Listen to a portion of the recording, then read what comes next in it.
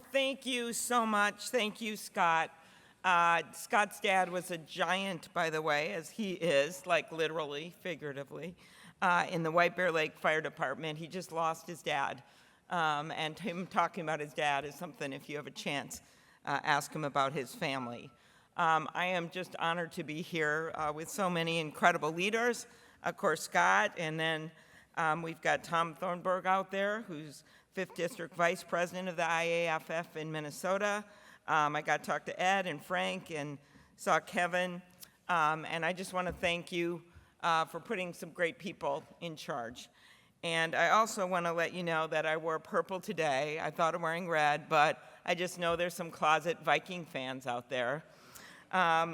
Just so you know, my dad was a sports writer, and he wrote a book that is in the early 80s, which is sadly still relevant today. It was called Will the Vikings Ever Win the Super Bowl? True story.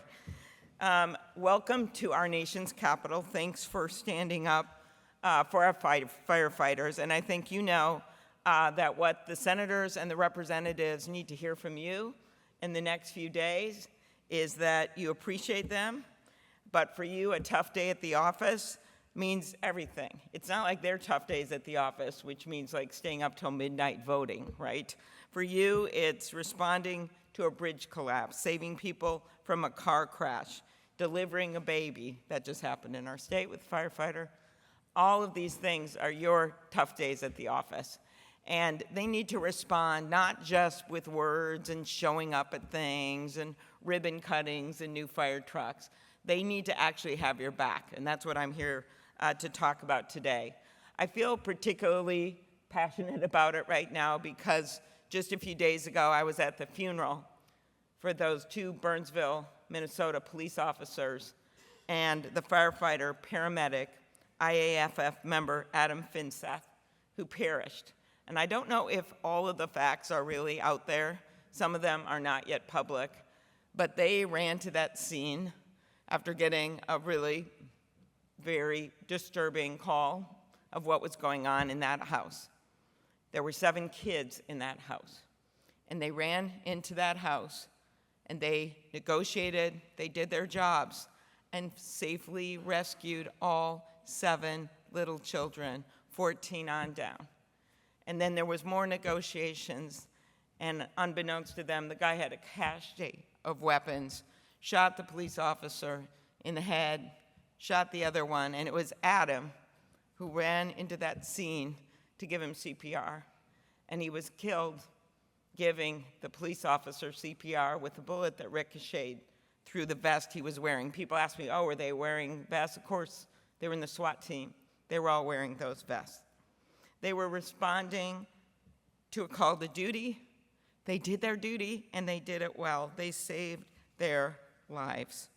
As the fire captain said, he called Adam one of the most selfless individuals he had ever had the privilege of knowing, with an innate ability to put the well-being of others before his own. Describes your members. He went on to say this: in a world where cynicism and self-interest often prevail, Adam stood as a testament to the power of goodness and true selflessness. As one of the police officers who was also at the scene, who survived, said during the memorial, "We were there for 7 children. Nothing could be more honorable."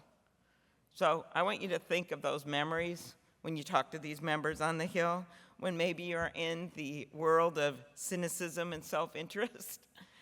Remember that the power of goodness and selflessness is what matters, and that's what your members are all about. What are we seeing now? Well, right now, as we're in this beautiful hotel, we see firefighters in Texas and Oklahoma battling the 2nd largest wildfire in our nation's history. And we saw during the devastating wildfires on Maui last year, firefighters saving at least 200 lives. And I'm particularly amazed by the story of Maui firefighters and IAFF Local 1463 member Tana Mosher, who rescued 7 of his fellow firefighters who were trapped by the flames. People are making a big deal as someone said in Minnesota, when another rescue took place and a doctor ran in with a firefighter, this is what he said. People are making a big deal that we, the doctors, went into a burning building to save someone, but these guys do it all the time. It's standard operating procedure for firefighters. You can't teach that kind of heroism. You're not doing this for fame and glory. Although on a side note, I will say that my viral photo from the Minnesota State Fair with the 4 shirtless firefighters promoting their calendar did create some fame and glory on the internet. It got more than 11 million views. I kid you not, I'm not kidding, that happened. And I somehow think it wasn't because I was in the photo. In fact, I know it wasn't because I was in the photo because I got a number of texts and calls to see if I could give them the phone numbers of the firefighters. True story. And I don't think it was to buy the calendar as much as it helped sell calendars. Every day you do your job. And that moment at that state fair when the firefighters called me over to take the picture and that thing went viral, it just reminded me again of how people respect the work you do in different ways. They respect you because they think you're cool to get to know. That's true. They respect you because you put your lives at risk. And they respect you because in this day, as the fire captain said at that funeral, of this cynicism and self-interest, they're looking for something good to hold on to. And that's what you give them. So that's the case that I make to my colleagues. And I hope it's a case that you make about the stories of your fellow firefighters. But that means we've got to have your back. So what does that mean? Well, like all of you, I'm focused on getting the Fire Grants and Safety Act to the President's desk. Last year, I stood with my Senate colleagues as we passed this bill almost unanimously, and it's time for the House to act so we get this bill signed into law. That's just one piece of the puzzle. I think you know other pieces. One is equipment, we've talked about that, but the other is healthcare. Healthcare. We know that cancer is the leading cause of death among the firefighters, and last year more than 70% of line-of-duty deaths among IAFF members were due to cancer. But this isn't about just the numbers as much as we like to throw them around in Washington. It's about the actual people, and Scott mentioned this. Late Fire Lieutenant Brad Boss from Albert Lea, Minnesota, lost a 10-year battle with cancer in 2022. Even though it was the hardest fight of his life, Brett never stopped advocating for other firefighters living with cancer. He and I even held some events together before he died. Building on that work, we introduced the Honoring Our Fallen Heroes Act. I'm leading the bill with Republican Senator Kevin Cramer of North Dakota. Our bill makes sure that firefighters across the country who die from or become permanently disabled as a result of service-related cancers get the benefits they deserve under the Federal Public Safety Officer Benefits Program. And could I say that some other bills have not treated women firefighters fairly? This bill switches that switch and makes sure they're also treated fairly when it comes to these benefits because there aren't as many numbers to measure that against. In doing this bill, I was inspired by St. Paul Fire Captain Mike Piter, who we lost over 3 years ago to service-related cancer. Mike always put his neighbors first, and his legacy of serving others lives on through his children. His wife, Julie, has been a huge advocate for this bill. Since Mike's death, Julie has tirelessly fought to ensure that firefighter families receive line-of-duty benefits for loved ones who die of cancer, because in her words, this is not just about Mike, it's about the firefighters here in Minnesota, here across the nation. Taking care of our firefighters is about both taking care of those hurt in the line of duty and making sure that you and your families can keep your hard-earned benefits.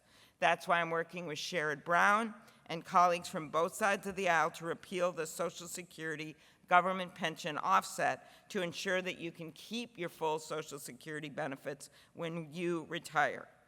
Because the way I see it, when you signed up to be a firefighter, there wasn't a waiting line, there wasn't a delay, there weren't denials. And when you're out there and you've done your job and you're done doing it, There shouldn't be a waiting line when it comes to health care. If you get cancer, there shouldn't be a waiting line for benefits in the United States of America. You deserve those full benefits.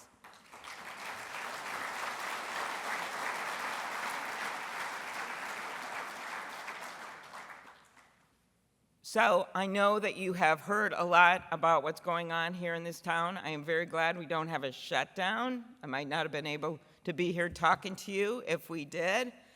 I actually wrote a book about all of this in the last year, and it was not so aptly called The Joy of Politics, true story.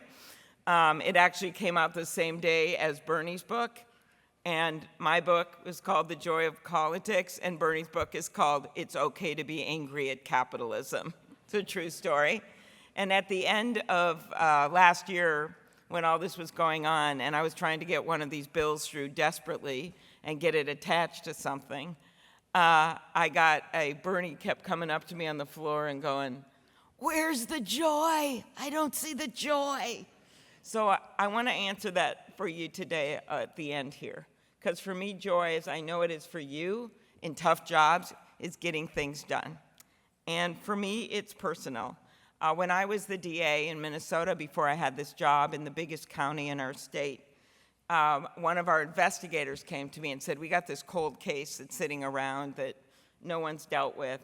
And it was actually over 20 years ago, a cold case. 2 firefighters, Captain Jack Crothers and firefighter Grant Benson, were killed in the line of duty in an auto shop fire that was obviously arson.